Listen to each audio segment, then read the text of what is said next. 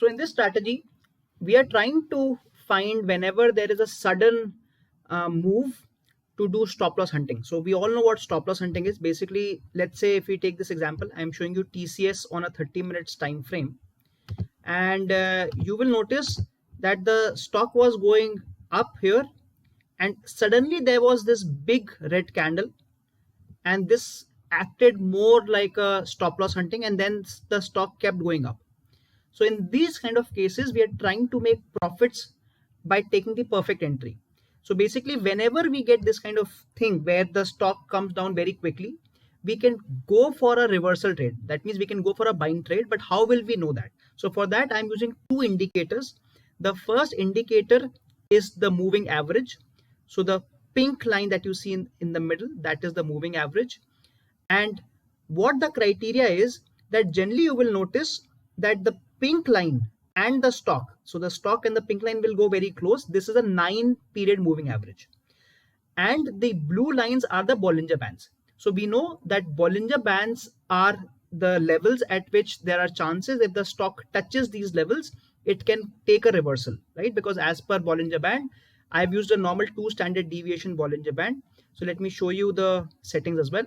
So these are the settings for Bollinger Bands, the normal settings of 20 length and 2 standard deviation.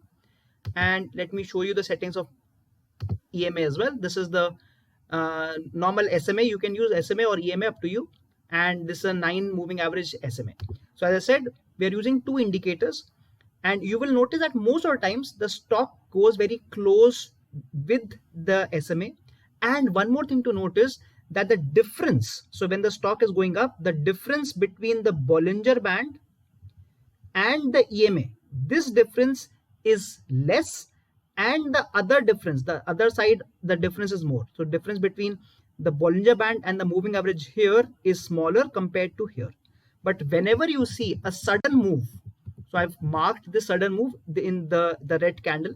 In this case, you can see that the Bollinger Band was touched here at the bottom, and also the difference between the movement, so the candle and the Bollinger Band, is more than the upper Bollinger Band. In this case, there is high chance that there can be a good reversal, because this movement is kind of a fake movement or a stop loss candle, and we can go for a buying trade. So the first condition is, we are looking for a candle if it touches the Bollinger Band, and at that point of time, the difference of the Bollinger Band and the moving average is more than the upper difference. So that is the first condition. If that is true, we are looking for a buying trade, but we will only take the trade once we get a green candle. So we've got the green candle after that. So we will go for a buying trade here. This will be our buying entry. And we can put the stop loss here, which is the low of the red candle. This can be our stop loss. And we can do two targets. The first target can be the middle line, the moving average, and the second target can be your Bollinger Band on the upside. And we can see that we have made good profits here. Similarly, let me show you one more example here in TCS. Again, you will notice here, if you see here where I've marked the candle, same thing has happened. The stock was going up relatively easy, and suddenly there's a gap down. But if you see here, the first condition is met. The difference between the moving average and the Bollinger Band is much more than the upper difference. So this shows that there is some problem with the price. There is high chance that the stock will go up. And the second thing is, now we are looking for a green candle, and we can see that the green candle has come directly. So we can take a buying entry. This can be our buying entry with this as the stop loss.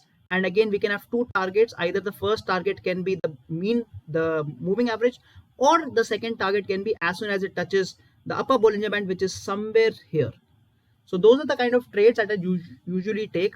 This you can take either in stocks or in index also. And since this is a reversal trade, you'll find that the stop loss is pretty small, but we can get very good targets. Now let me show you one more example on Nifty as well.